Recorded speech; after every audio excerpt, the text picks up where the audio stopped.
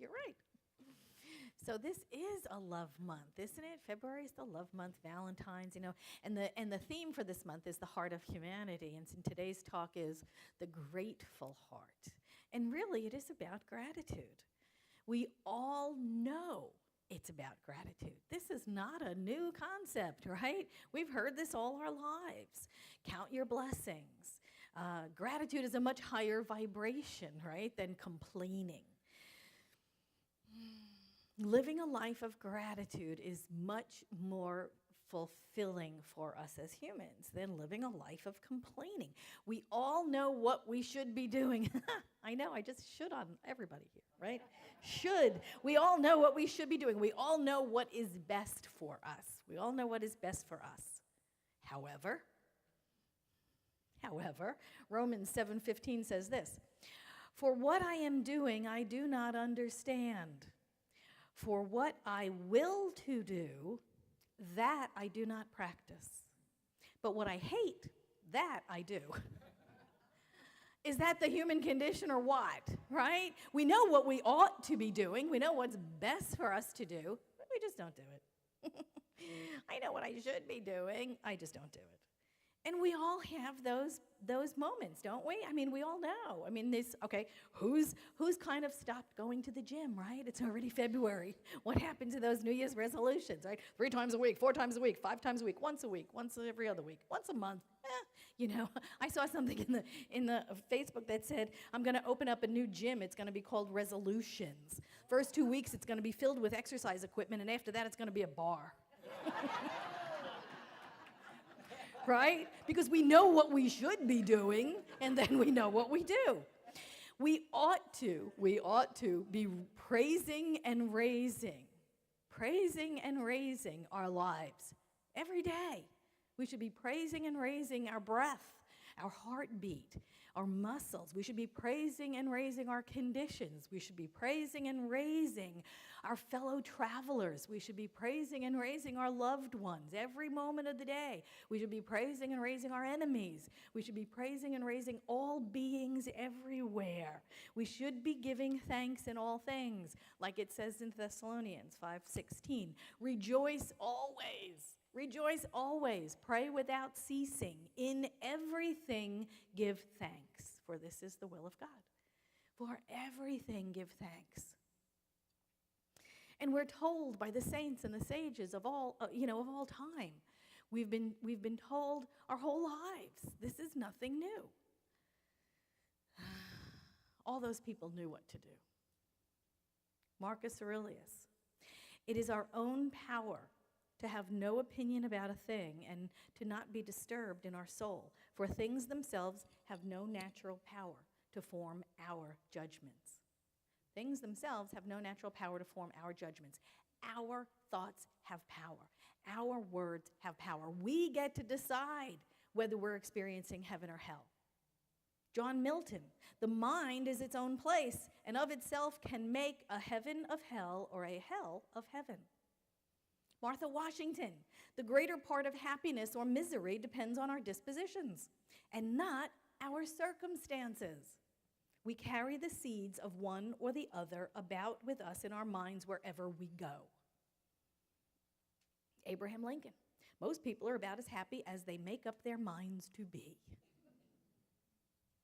The Maharishi, Mahesh Yoga, the world is as you are. The world is as you are. And then that, that philosopher of all time, Pokemon. What you seed is what you get. What you seed is what you get. Yeah, I feel like Herman Cain. Now I'm quoting Pokemon.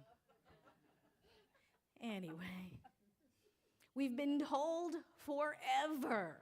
We have been told forever that our thoughts outpicture as our reality. We are the only ones that get to decide whether our glass is half empty or half full. I happen to be a religious scientist. I get free refills. That's how I look at it. I just always get free refills. But it's like complaining and living in the negative is just a lifelong habit. It's just a habit. You know, it's like those old sayings, misery loves company, right? Misery loves company. It's like if we were happy and grateful and content that we're somehow going against the tide. There's that story of the gentleman who entered into a silent monastery, and he had to be there a whole year before he could say anything. And he could only say 2 words. And so at the end of the first year, he went into the abbot's office and he sat down and he said, "Food bad." And then he went back to his work, and he was there for a second year in silence, working in the monastery, being a monk in training, I guess. At the end of the second year, he was ushered into the abbot's office, and he said, "Bed hard." And then he went back to work, and he stayed at the monastery for another year, and he finished his 3rd year, and he went back into the abbot's office, and he said, "Room cold." And then he worked a 4th year. And he worked diligently like a little monk in training would. And then at the end of the 4th year, he was ushered into the abbot's office, and he said, "I'm leaving."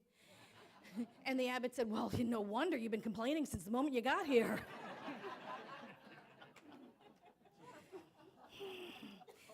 And sometimes that's our life. We get into those ruts. We get into that habit of complaining. Again, we know what we ought to be doing, and then we know what we do. We know that it's better for us energetically, it's better for us emotionally to be in gratitude for everything, and then we know what we do. And I think there's a part of it that is very powerful. There is this thing called the power of the shared experience. And it's a bonding experience. So we go to the water cooler, and we stand around the water cooler, and somebody starts complaining about the economy, and you start going through your little mental checklist. Yeah, you're right. Here's how it shows up for me. And it is a bonding experience. We feel comforted. We feel better in the company of people with whom we can relate, right? So this power of shared experience bonds us. Oh, it's great. I have a complaint story. Well, you pull out your complaint story, and you pull out your complaint story, and now we're all in this shared experience. Oh, thank God you're one of us. You're one of us. And when everyone is hanging around complaining, then we bring out our complaint story so that we can join in on this shared experience. And we tend to. We tend to because we want to be accepted and we want to be part of the group. Look, if I'm the one that keeps coming in and reversing my position in the law, like Ernest Holmes says we must, right? And I keep showing up, it's like everything's fine and it's wonderful and the sun shines and roses and everything. What happens? Sometimes you even get ridiculed, right, by the bonded group. Oh, here comes little Mary Sunshine, right? Am I the only one that's heard that? Come on, you've heard that. You might have even said that. Who knows? And that's a very uncomfortable place to be. So this drive to belong, sometimes it's not serving us. Because the truth of us is we are whole, perfect, and complete. So it is our role to reverse our position in the law, like Ernest Holmes said, to speak our truth as we know it, that we are whole, perfect, and complete. And conditions are only the outpicturings of previous thoughts, and they can be changed. And that's what we speak. And what happens is, instead of us going along with the flow, who was it? Terry McBride, right? Said that only dead fish go with the flow. Instead of us going along with the flow, what we do is we stand in our truth, and eventually we transform those people around us. Isn't that a better way of living? Isn't that a better way of living? Rather than standing around the water cooler with everybody else and complaining, people complain about the cloud, in every silver lining. It's just a learned behavior. It is a learned behavior. And I think it's cultural and it's tribal and it's, family relationships and how we were raised. And I know part of it is superstition. Haven't you had that experience where someone is telling you all about some great, wonderful thing that's happening to them or that potential happening to them, and then all of a sudden they come to a screeching halt and they go, I don't want to say any more about it. I don't want to jinx it. What the hell is that about, right? I don't want to jinx it. Okay, what do we know is, that idea of I don't want to speak my good or it'll go away. I don't want to speak my good or it'll go away. What do we know in this faith tradition is that speaking good, immersing ourselves with good, surrounding ourselves with good, what we put our attention on grows. That's what we know. That's what we know. So speak your good, speak more good. Speak more good, speak the good that hasn't even happened to you yet. Because they're conditions, and conditions change.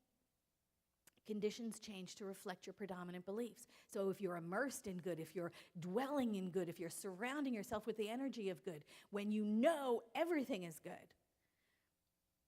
then that's what grows. Then that's what grows. Identifying ourselves with the things of love and beauty and intelligence, surrounding ourselves with the feelings of peace and power, harmony, things that we are grateful for. That is the energy that we want to surround ourselves with. That's what we want to do. I read this in psychology.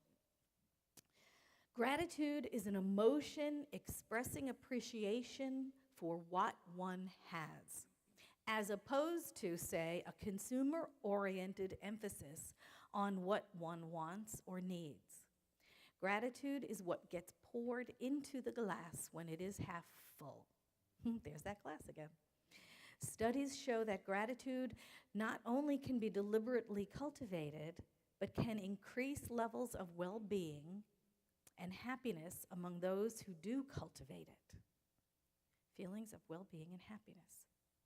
And then it goes on to say, in addition, grateful thinking, and especially expression of it to others, is associated with increased levels of energy, optimism, and empathy. Now, who doesn't want to be there? Energy, optimism, and empathy.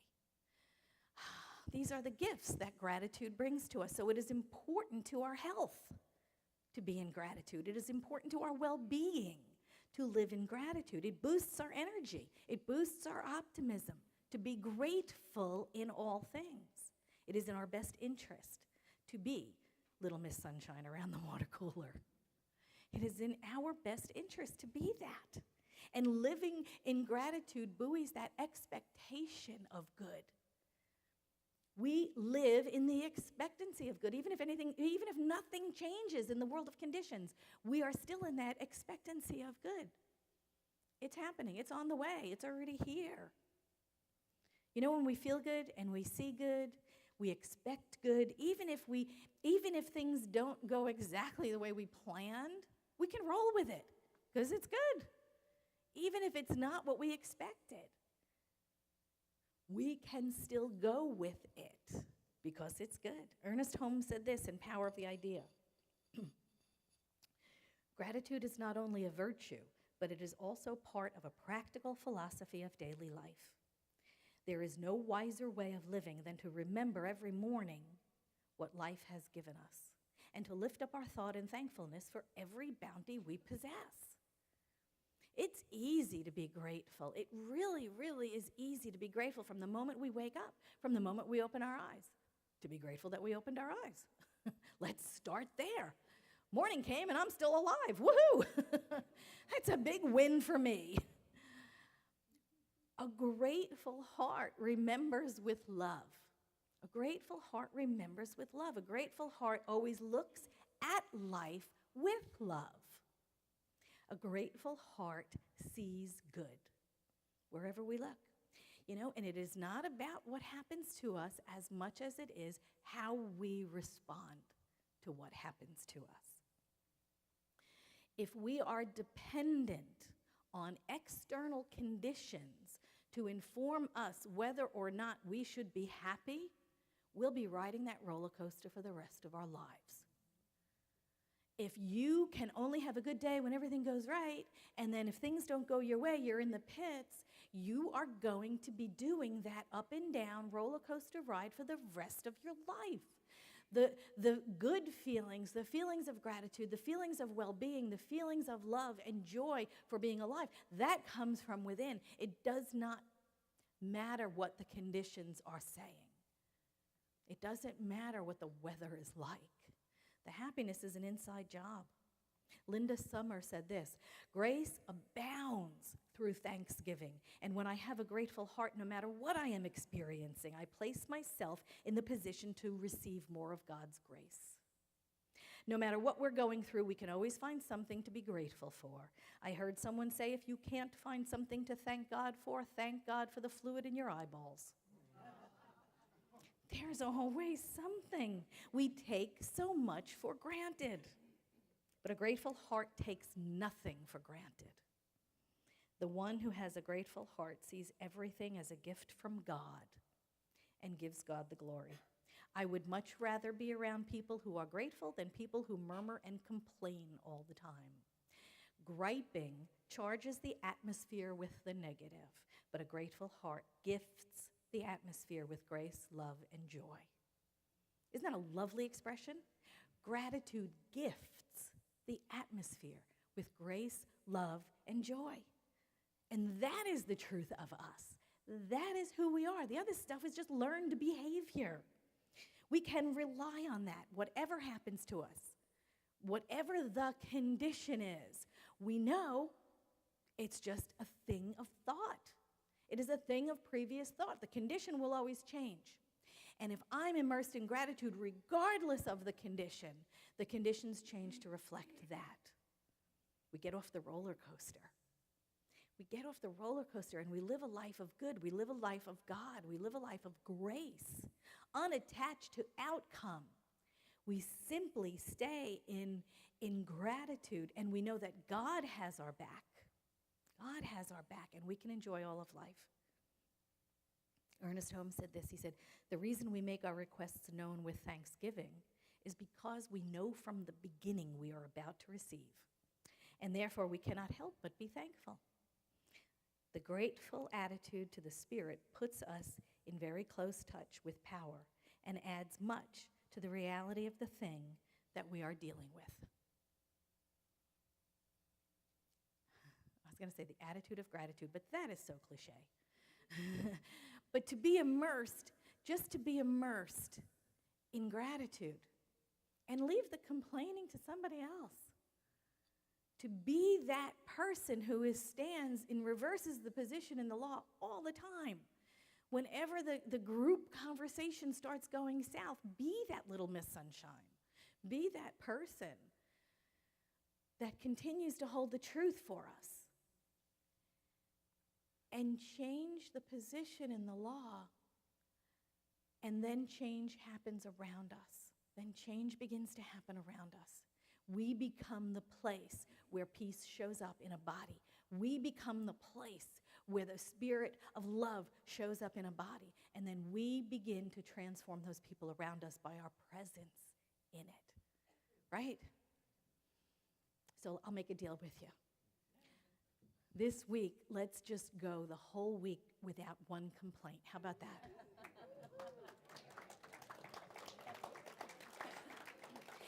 And when you catch yourself, forgive yourself. Forgive yourself. And don't complain again. Thank you so much.